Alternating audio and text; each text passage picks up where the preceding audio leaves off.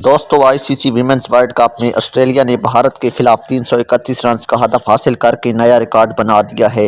विशाखापट्टनम में खेले गए मैच में भारतीय ओपनर्स स्मृति मंधाना और प्रतीका रावल ने 155 रन का शानदार आगाज फराहम किया। स्मृति ने 80 रन बनाए, रतिका ने 75 रन की इनिंग खेली।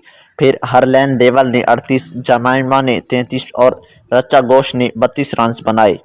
भारतीय टीम 49 ओवर्स में 330 रन बनाकर आउट हो गई। ऑस्ट्रेलिया की जानिब से अन्नाबेल सुदरलैंड ने 5 विकेटें हासिल की। 331 रन के ताक़ुब में ऑस्ट्रेलवी ओपनर लिचफील्ड ने कप्तान एलिसा हेली के साथ 85 रन की बुनियाद रखी। लिचफील्ड 40 रन बनाकर आउट हुई। फिर एलिसा पेरी आई, लेकिन स्कोर 154 हुआ तो वो रिटायर्ड हर्ट होकर ग्राउंड से बाहर चली गईं। बेथ मोनी 4 और अन्नाबेल 0 पर पवेलियन लौट गई। इस मौके पर अशीले गार्डनर ने कप्तान के साथ मिलकर स्कोर 265 तक पहुंचा दिया। इस दौरान एलिसा हेली ने सेंचुरी मुकम्मल की। वो 107 गेंदों पर 142 रन बनाकर आउट हुई।